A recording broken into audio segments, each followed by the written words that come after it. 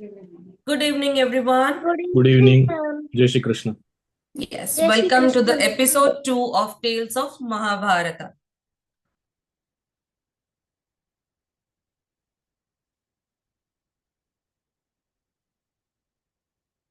So, everyone ready? We'll be doing the Yes, 3 ma'am. shlokas which we have learned yesterday. Everyone can join hands and you can say Shuklam Vishnum Shashivarnam Chaturbhujam Prasanna Dhyayet Sarva Vignopashantaye. The second shloka we learned yesterday. Narayanam namaskritya naram chaiva narottamam devim saraswatim vyasam tato jayamudiraye. And the third shloka we learned. Namostu te vyasa vishala buddhe Pullara binda yatapatra netra येन त्वया भारततैलपूर्णः प्रज्वालितो ज्ञानमयः प्रदीपः. Jai Shri Krishna, everyone. Jai Shri Krishna, ma'am. Jai Shri Krishna, ma'am. Jai Shri Krishna. Jai Shri Krishna, ma'am. Yes. So, today we will be focusing on 4 main points. The first question. Why Janmejaya wants to know about his family? Means, why does he want to know about his ancestors? Okay. Second, we will be learning about who is Ugrashrava Sauti. He is the one who is narrating this Mahabharatam. So we'll understand about him. Then we'll be learning the story of Nala and Damayanti. And then we will be learning the story of Dushyant and Shakuntala. King Dushyant and his wife Shakuntala. Okay? Yes. Aratika Roy has her hand raised. You can see it. Ma'am, actually, I saw the video yesterday. I wasn't there, and I prefer English, ma'am. Okay, no problem. Today we are focusing on this 4 main parts. Okay, let's turn towards the first part. So the first question, why Janmejaya wants to know about his ancestors? Okay, let's understand who is this Janmejaya. As I have explained yesterday, he is the great grandson of Arjun. Okay, so we know there are 5 Pandavas: Dharmaraj, Yudhishthira, Vrukodar, Bhim, Arjuna, Nakula, and Sahadev. These are the 5 Pandavas, among which the third Pandava is Arjun. And the name of Arjun's son is Abhimanyu. Abhimanyu has a son whose name is Parikshit. Parikshit has a son whose name is Janmejaya. Okay, so this Janmejaya, he wants to know about his ancestors. So what had happened so that this question arose in his heart? Let's understand. King Janmejaya is ascended as a king to the throne of Hastinapura. And when his father, King Parikshit, he died due to the curse and he died due to the snake bite. This was the thing which Janmejaya didn't like. He thought, my father was killed by a snake bite. He had been cursed. So now what I want to do is, I want to destroy these snakes. I want no snakes in this universe. So he started doing a yagya, and that yagya is called as Sarpasatra Yagya, in which he wanted to destroy, he wanted to kill all the nagas, all the snakes into that yajna. He want to burn them all. And at that time, Astika, there was a sage who was a young boy. He came there and he said that my father is a Brahmin and my mother is a Naga. She is a snake. And I interfere here. I request you not to do such things. And please, the snake which has killed your father, he is the Takshaka. He is the king of the Nagas. And you have imprisoned him in your kingdom. Please free him and stop this yajna. Don't do such thing. And Janmejaya then waited. He started thinking that, yes, there is a point. What Astika, the young sage, is saying, there is a point and I should think upon this. But there's one question in my mind he's thinking. And he's thinking that why my father was being cursed, what had happened at that time, and what my forefathers also had done in their lives. I want to know everything. And then in this yajna, sage Vaishampayana entered there. Sage Vaishampayana is disciple of Maharshi Vedavyas. As we have studied yesterday, Maharshi Vedavyas is the sage whose idea was to write down all this epic, and this epic was called as Mahabharatam. Yes? So, sage Vedavyasa had a disciple whose name was Vaishampayan. He entered this yajna where Janmejaya was performing this Sarpasatra yajna. And then Vaishampayana sat there. Janmejaya bowed down in front of him and he said, O sage Vaishampayan, I know you are the disciple of Maharshi Vedavyas. You must be having all the knowledge. I request you to please tell me the story of my forefathers, the Kauravas, the Pandavas, and about the Kuru dynasty. I want to know everything. Please help me. And in this way, Vaishampayana sat there and he narrated 1,00,000 shlokas, which is called as the epic Mahabharatam. So this was the reason why Janmejaya wanted to know about his ancestors. Now, there's one more story, and it is about Ugrashrava Sauti. Ugrashrava is the name of the person, and his surname is Sauti. Sauti means he belongs from the Suta caste. Suta means a combination where the mother and father belong to two different communities. One is Kshatriya and one is Brahmin. Okay? And Suta is a caste which is formed between these two communities. Ugrashrava Sauti. His father was a sage and his name was Lomaharshana. And his mother, she was from a warrior family. Okay? So, Ugrashrava Sauti is also called as Puranika or also called as Pauranika. Why? Because he studies all the Puranas in a very clear way.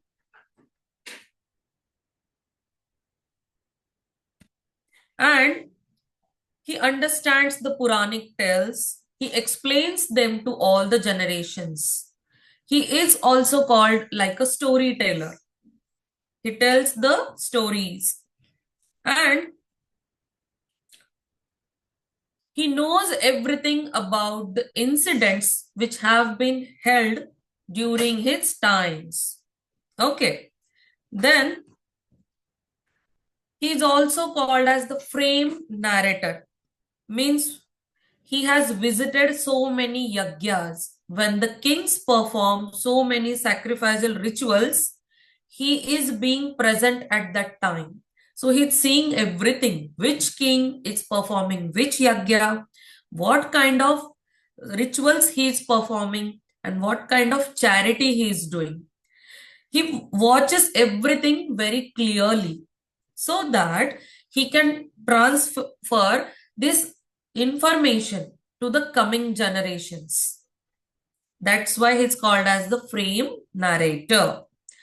Also, he explains stories in such a manner that it feels like everything is happening in front of our eyes.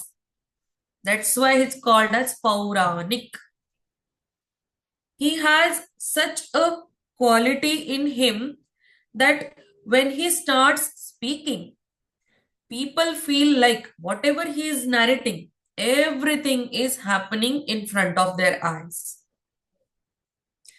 So, here in the Naimisharanya forest, many Shaunaka rishis and Sankadi rishis have been gathered there, and they are asking this Ugrashrava Sauti, O sage, you are called as the Pauranika because you know the stories from the Puranas.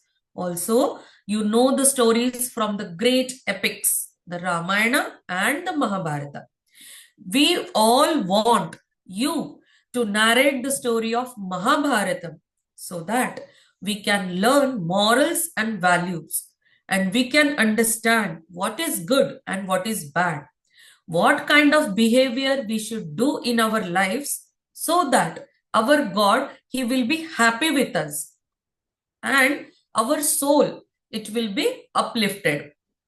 And we will not be engaged in this birth and death cycle.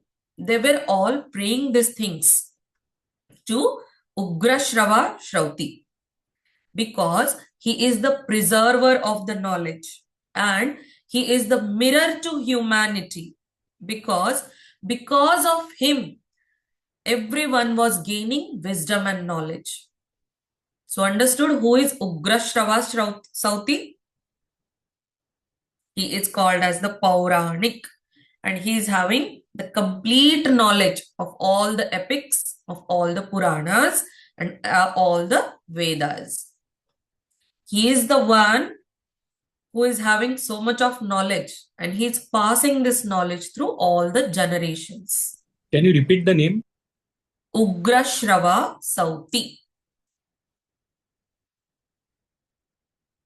Okay. Now coming to the third point. 18 Parvas, the significance of number 18. Everything is 18 in Mahabharata. There are 18 Parvas. Yesterday we saw the names. Mahabharatam is distributed in 18 different sections. Each section is called as Parva. Okay, so there are 18 Parvas. Then there is a epic, there is a Upanishad, that is Bhagavad Gita, explained in Mahabharata. It is a conversation between Shri Krishna and Arjun. It also has 18 Adhyaya or 18 chapters. Okay. Then there are 18 Akshayoni Sena, means regiments which were fighting in the Kurukshetra war. The Pandavas and Kauravas were fighting in the Kurukshetra war. And the Pandavas had 7 Akshayoni Sena, while the Kauravas had 11 Akshayoni Sena. Okay. Each Akshayoni Sena has number of horses, number of chariots, number of walking soldiers, and number of soldiers sitting on elephants. And if you count those numbers, everything is 18 again. Also, there are 18 great warriors in Kurukshetra war from the Pandavas and the Kauravas. Again, the number 18. 18 great warriors were there who were guiding their complete armies and they were fighting in this war. Also, yesterday I have said in Bhagavad Gita, Adhyaya number 5, Shloka number 13, Shri Krishna is explaining about human body And sorry, he's saying that this human body has 9 gates: 2 eyes, 2 ears, 2 nostrils, 1 mouth, 7, and 2 hidden organs or genital organs.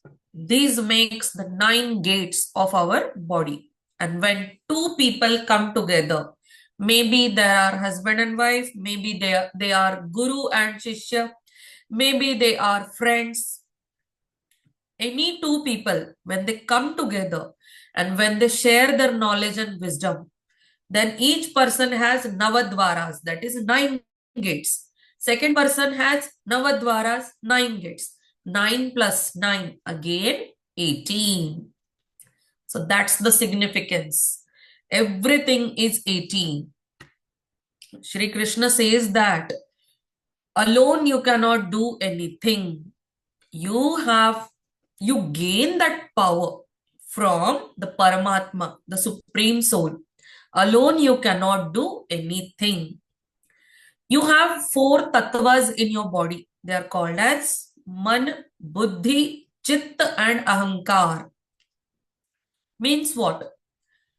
These are our internal tattvas. These are our internal elements which make us think, which make us decide which is good, what is bad, and according to this, according to the way we think, then we feel proud. That is ahankara, the ego. It may be sometimes good, it may be sometimes bad.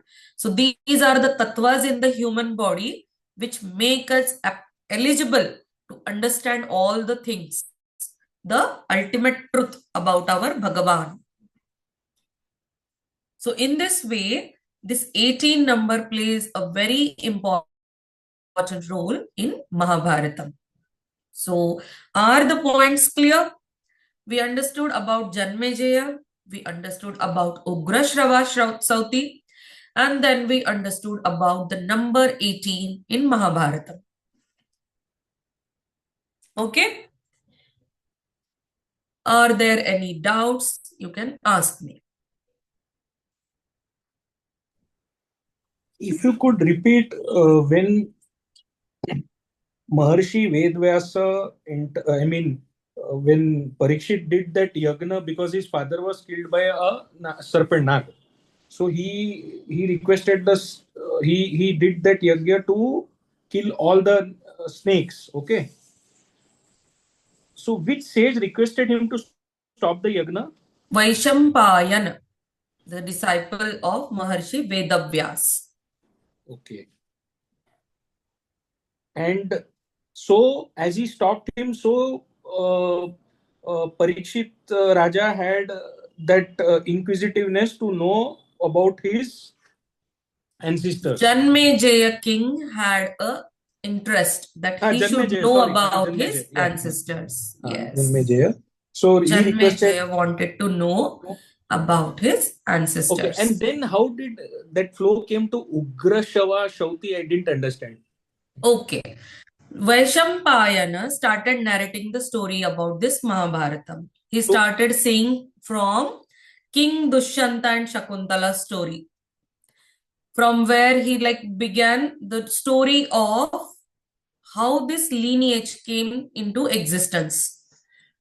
Who were his ancestors? Like Dushyant and Shakuntala had a son whose name was Bharata.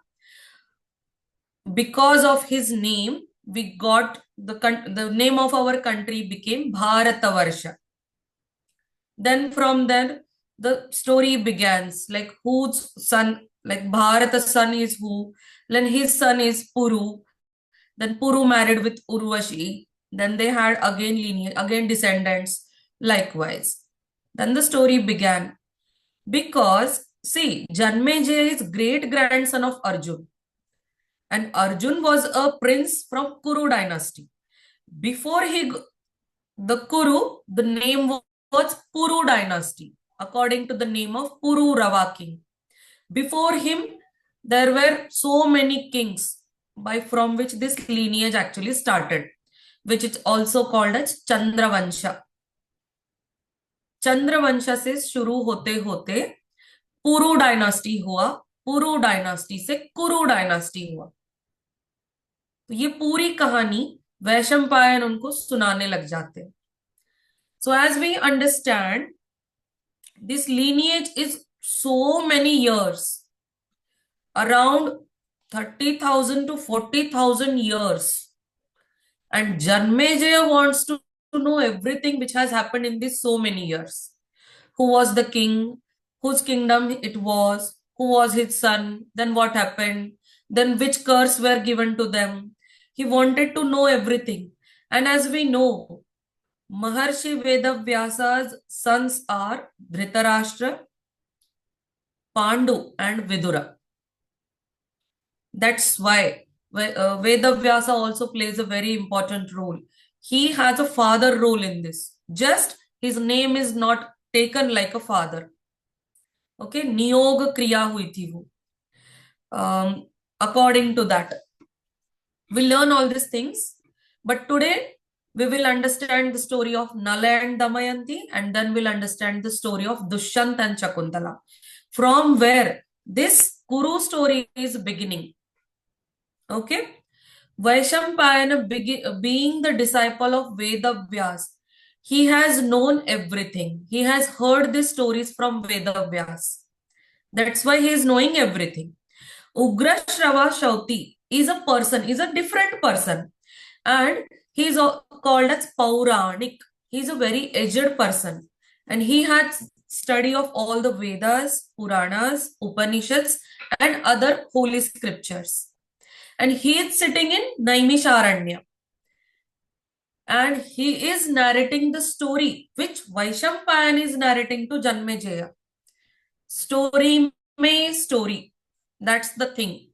And it's necessary to understand who is Ugrashrava Sauti. Because when we read Mahabharatam shlokas, beginning shlokas start from Ugrashrava Sauti. That's why it is necessary to understand this character also. Okay? Why? So Vaishampayan is narrating his entire history to Janmejaya about 30,000, 40,000 years ago onwards. And Ugrashrava Shauti is also sitting in Nainasharanya and narrating story. Yes. But to whom? But to the Shaunaka rishis and Sanakadi rishis. 88,000 rishis were sitting in that Naimisharanya forest, and they were performing a yagya which could be lasting for 12 years. But before starting that yagya, they wanted to know for what purpose we should do this yagya. So they called Ugrashrava Sauti, and they wanted to know everything, the knowledge Ugrashrava Sauti has. They wanted to hear that knowledge from him. So that's why. So this Ugrashrava Sauti started. Sauti's yagya is different than what Janmejaya is doing is different yagya. Yes. Okay. Mahabharatam scripture, the first shloka of Mahabharatam. Shuklam Baradharam Vishnu, Narayanam Namaskrityam, and then shloka begins from Ugra Shauti Uvacha, and the shloka begins. If you read the shlokas of Mahabharatam, it begins from there. Ma'am? Okay? Yes? Ma'am, I have a question. Hmm. In Mahabharata, why is everything 18? Every single thing. I explained everything this, okay? See, because Shri Krishna has revealed the answer in Bhagavad Gita that every human body is made up of 9 gates. These are the gates through which you can achieve the higher level, that is the upliftment of the soul, the liberation, or we call it as that moksha. The purpose of our life is to not enjoy on the earth. The purpose of our life is to do Bhagavat Seva, to worship our Lord, to worship the Supreme Soul, to always think that whatever I am today, am because of you, O my Lord, O my Bhagavan. That is the Supreme Soul. Supreme Soul has three main rupam, or we can say forms: Brahma, Vishnu, and Mahesh. Okay? In which we don't worship Brahmaji as he got the curse.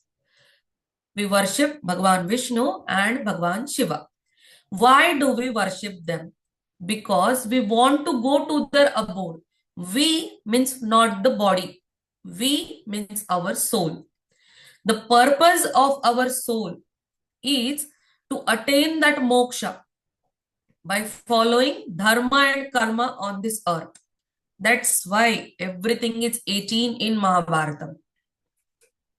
The body has 9 gates. Gates means we have 5 senses and we have 2 organs which are hidden in our body. With all these organs, our karma should be in a good way. Our behavior should be in a good manner, so that whatever karma we are doing, it will take us to the higher realm where we want to reach Vaikuntham. That's the purpose of our life. That's why everything is 18 in Mahabharata. Okay, ma'am. Okay? Thank you. Yes. So turning towards the next point now. The story of Nala and Damayanti. Okay? Now Ugrashrava Sauti is narrating this story of Nala and Damayanti. Same story is narrated by Vaishampayan to Janmejaya. Why? Because there are 2 things a man, a human being should have in his life. Those are love and surrender, prem and samarpan. These are the 2 qualities a human being should have. Why? Because with these 2 qualities only we can achieve anything in our life. And to explain these qualities, how we can express them, how we can invoke them in ourselves, how we can grow these qualities in ourselves. This is the story of Nala and Damayanti. Okay? So, King Nala, he was a virtuous ruler of Nishad kingdom. And he was very famous for being righteousness, and he had exceptional skill in handling horses. He used to handle horses very nicely. So listen carefully this story, everyone. Okay? It's a very good story. So King Nala was a king of the kingdom Nishad. Okay? And he was famous for the dharma. He used to live his life according to dharma. Means speaking truth, behaving good with everyone, respecting elders, and also having these 2 qualities in heart, love and surrender. And he was very famous for which skills? For handling the horses very nicely. Then what happened? There was Princess Damayanti, and she was the daughter of King Bhima, and he was the king of Vidarbha, and he had this daughter, Princess Damayanti. Damayanti had heard about King Nala, and by listening everything about him, she always used to hear the good qualities of Nala, and she fell in love with him without even meeting. In the ancient olden days, what had happened? People used to hear about other people and marriages would happen. Then King Nala also had heard about Princess Damayanti's beauty and her good character. And they both developed love for each other. Then Damayanti's Swayamvara was announced. All the gods, Indradev, Agnidev, Varundev, Yamadev, everyone was jealous of King Nala at that time. So what did they do? They prepared their body look like same Nala and they entered into that Swayamvara. Everyone was after Damayanti. Everyone wanted to marry Damayanti.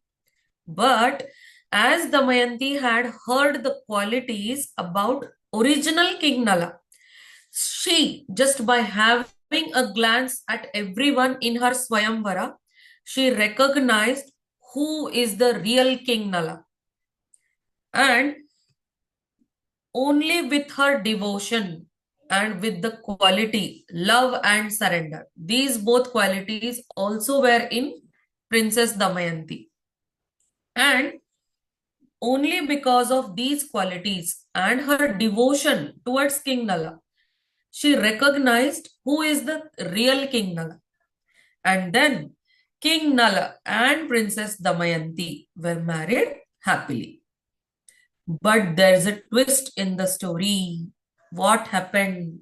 Indradev, Agnidev, Vayudev, Yamdev, everyone wanted to marry Damayanti, but they couldn't marry. They were jealous of King Nala. Then what happened? At that time, the Kali, the spirit of discord, he possessed King Nala. Also, there is a thing where King Nala was cursed by this Devatas because they were jealous of him. They cursed him. What was the curse? That you will not behave properly, you will have interest in gambling, and you will leave your wife. Because out of that jealousy, all the Devatas cursed him like this. Also, you will transform into some other person, and Princess Damayanti will not recognize you. Oh my God. See, this kind of curse King Nala had received from the Devatas. Then what happened? King Nala had a brother. His name was Pushkar. And because Kali had possessed King Nala, because of the curse, he started gambling with his brother. And in that gambling, he lost his kingdom to Pushkara, which is his brother. And under the Kali's influence, King Nala lost his kingdom, his wealth, and he was forced to go into exile with his wife Damayanti. During the exile in the forest, some things happened between them, and Damayanti had to leave King Nala from there because it was the effect of the curse. And King Nala had transformed his appearance into Bahuka. Bahuka means a dwarf. And he lived his life as a charioteer in some kingdom. And there he started some more skills and wisdom about gambling again. He started learning some tricks about gambling. Then one day, what happened? Actually, it's a very long story. I'm just comprising it. Then, so many years later, Damayanti was having so much faith for her husband. She had so much love for her husband, and she had surrendered her life to King Nala. That's why, what did she do? She cleverly arranged a fake Swayamvara again. And then the purpose of this fake Swayamvara was to find King Nala. Because of the effect of the curse, King Nala was become someone else, and she didn't knew what he has become. He had become Bahuka, the dwarf. To recognize him and to call him to that Swayamvara, she arranged everything.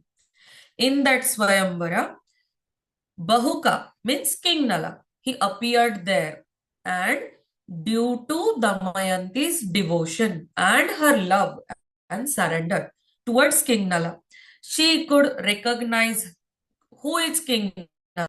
And when she recognized him, he understood his true identity, and the curse broke there. And he revealed himself that I am King Nala, O Damayanti. I bow down in front of you. It is only because of your devotion we came back again. And when they both reunion, they went back to the Nishad kingdom. And he again did a game of gambling there with his brother Pushkara. And at this time, this gambling was not for bad purpose. It was with a good intention to get back the kingdom, to get back the wealth, and to get back his true identity. In this way, Pushkara at that time got defeated, and King Nala got his kingdom, his wealth, and his true identity back. And after that, they lived happily ever after. So this was the story of Nala and Damayanti. So we learn so many things from this story. We learn that if you have true love for someone, it should not shake in any kind of situation. Your love should remain same whatever the situation come. Second, patience is the key and faith should be there for our partner. This is the strength which will make you strong during the darkest times. Third moral is that ego and temptation, like for going for gambling or going for bad things, bad behavior, it will lead to downfall. The righteous behavior we do all the life, and one wrong thing we do in your life, and it creates downfall in our life. So keep away your ego. Always focus on right things at right time and at right place. And the fourth thing, if you have dharma in your life, means behaving properly, doing your duties and responsibilities nicely, that will create honor and happiness in your life. So these are the morals which we learn from this story. And the important two qualities, prem and samarpan, love and surrenderance. So this was the story of Nala and Damayanti. So Ugrashrava Sauti had started narrating, okay? And same story, Janmejay is also listening from Vaishampayan, okay? Now Janmejay is understanding that if you have love and surrenderance, then you should not kill the snakes. This is not the good thing. So I should stop this Sarpayat, the Yagya. Sarpasatra Yagya. I should stop this. I should not do. And now I should understand what my ancestors had done in their life, how many bad situations they have faced. But then also, with having good qualities in their heart, they have won over all the situations. That's the qualities Janmejaya is learning slowly now. Okay?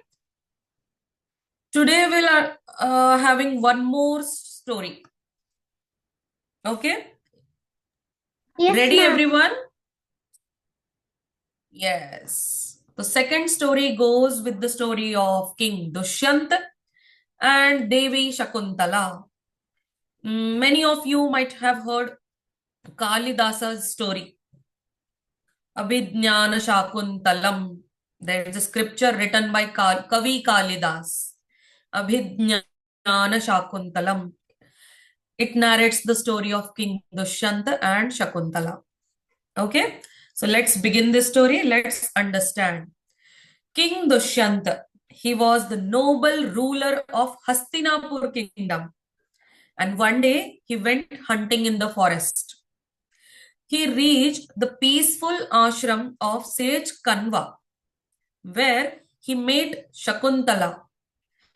And she was sage Kanva's foster daughter. Means sage Kanva was looking after her.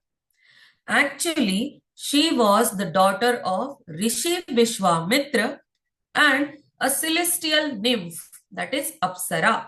The name of that Apsara was Menaka. Rishi Vishwamitra and Menaka had a daughter, and her name was Devi Shakuntala. And this Devi Shakuntala was taken care by sage Kanva in his ashram. Okay. Shakuntala was born to sage Vishwamitra and the celestial nymph Menaka. And she was raised lovingly by sage Kanva in his ashrama. Understood, everyone? Then, when King Dushyanta had come into the forest for hunting, he saw Shakuntala there near a river and he fell in love. He liked Shakuntala. And with Shakuntala's permission, they married through Gandharva Vivaha. Gandharva Vivaha is a marriage by mutual consent. Both the king and the Devi Shakuntala, they both agreed and they did Vivaha, Gandharva Vivaha. And King Dushyant, he gave a ring as a symbol of their bond to Devi Shakuntala. And he said that, now I want to return to my kingdom. Right now, I cannot take you with me. But I'm giving you this ring as a symbol of our bond. After some time, you can come into my kingdom. If you show the ring there, I can understand who you are. Also, the people will understand who you are. And there we can marry again in front of everyone. He gave such promise and he went back to his kingdom. Years passed on. There was no message from King Dushyanta. He had sent no one as a message for Shakuntala. And she was not understanding when I should go to his kingdom, when I can meet my king, when we can be together. She was in such thoughts. And during such thoughts, sage Durvasa came into that ashram. And Shakuntala failed to welcome him. Sage Durvasa was famous for his anger. He was very angry person.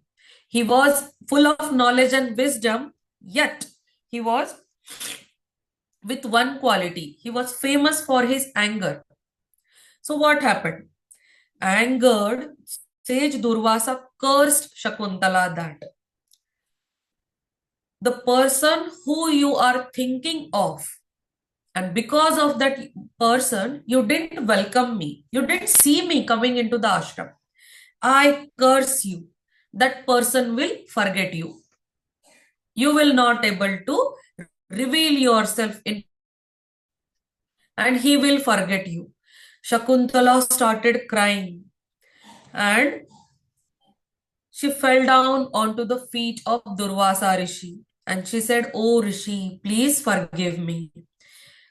Purposely I didn't done this. I was thinking of King Dushyant because years have been passed and there is no message from him. That's why I was very worried and I don't know what to do. And that's why I couldn't see you coming into the ashrama and that's why I didn't welcome you." Then King Dushyanta said, "Okay, no problem. I understood. So is there anything King Dushyant has given to you?" She said, "Yes, he has given me the ring." And then Sage Durvasa said, "Okay, my curse effect will less, or it will go if you show this ring to Dushyanta. And at the moment he sees this ring, he will again remember you and the situation will become normal." Shakuntala felt a sigh of relief. But there was a twist in the story. She was pregnant and she was carrying a baby in her womb at that time. And with this good news, she didn't wait for any message from King Dushyanta. And she took some people with her and she started traveling to Hastinapur. She said, "Now whatever is happening, I want to meet King Dushyanta. I want to share this good news with him." And on her way, she was feeling thirsty. So by a riverside, she started drinking. And when she put her hands into the water, the ring from her finger fell into the water. Oh my God. And after so many efforts, she couldn't find the ring. She was very sad. And then she remembered the words. Sage Durvasa had said, if you show this ring to Dushyanta, then only he will remember you who you are. And then only you can come together. Oh my God, she was very worried. Then she reached Hastinapur with lots of efforts. After entering into the kingdom, she met King Dushyant. And as of the curse, King Dushyant didn't realize him, didn't realize her. And he failed because there was no ring and it was the effect of the curse. Then what to do? People in the kingdom, they started talking bad about Shakuntala, which she couldn't resist, and she started walking away from there. After some days, one fisherman got one large fish and he wanted to present it as a gift to King Dushyanta. He took that fish and he entered the kingdom. When the fish was cut into the kitchen of Hastinapur, the King Dushyanta's kitchen, there was a ring in that fish's body. And the cook, the chef who was cooking that fish, he took that ring in front of King Dushyanta. And when King Dushyanta saw that ring, he understood everything. The memories came back and he started finding Shakuntala. And then she met him in the forest. But at that time, she had given birth to a baby boy and she kept her name Bharat. She kept the name of her son Bharata. And this Bharata, after King Dushyanta had met Shakuntala, he took Shakuntala and Bharata with him in Hastinapur. Bharata was a very righteous king, very virtuous king. He had done so many sacrificial yagyas, rituals, charity, and he was a well-behaved king according to the dharma. And then, because of his all good qualities, our country, our continent got the name Mahabharat or Bharatvarsha. This is the story of King Dushyant and Devi Shakuntala. So see, here begins the story of Mahabharatam actually, because Dushyanta was the king of Hastinapur and his descendant is King Bharata. And now the story begins. The children of Bharata, who are they? From tomorrow onwards, we will learn the next stories, how this Mahabharata began. Okay? The story which we have learned, King Dushyant and Devi Shakuntala. We have, see, the moral of this story is true love may face separation, but destiny reunites the sincere hearts. If you have true love in your heart, you will always reunite. Second thing we learn is negligence and disrespect can lead to serious consequences. See, Shakuntala was like in her thoughts and she neglected Sage Durvasa. And it showed a gesture of disrespect. And so she had to face that curse. She had to face serious consequences. This was the second moral. So never neglect anything, never disrespect anyone. That's the moral we learn. Third, patience, purity, and inner strength. They help us endure injustice. If injustice had happened with us, three qualities should we have in our life. What? We should have patience, we should have purity in our heart, and we should have inner strength to fight for that injustice. Okay? And fourth thing,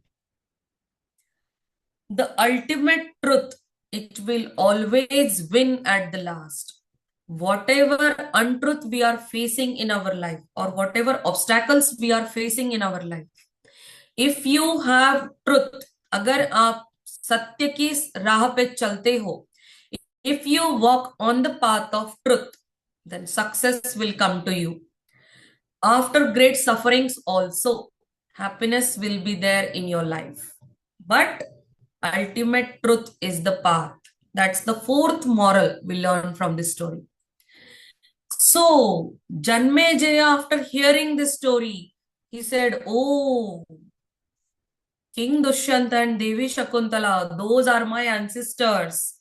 See, they had faced so much trouble in their life. But at the end, because of their true love, because of the patience, because of their purity in their hearts, they became one again. And they could establish their kingdom again." And in this way, Janmejaya learned second story. And because of Vaishampayana, because of Ugrashrava Sauti, we are also learning these beautiful stories from Mahabharatam. Understood, everyone? If you have any questions, you can ask me.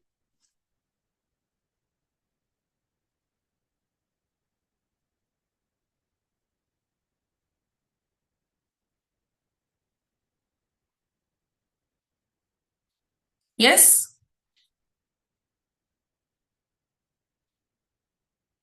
No questions? No, ma'am, no questions. Everyone liked the story? Yes, ma'am, I love the story. Everyone understood whatever we have discussed in these two stories? Yes, ma'am. Yes, Yes. Okay. So we'll do the Samapan Prarthana, the ending Prarthana. Okay. Yogesham Sachidanandam Vasudevam Vrajapriyam Dharma Samsthapakam Veeram Krishnam Vande Jagadgurum. Jai Shri Krishna, everyone. Yes, Shri Jai Shri Krishna. Jai Shri Krishna, ma'am.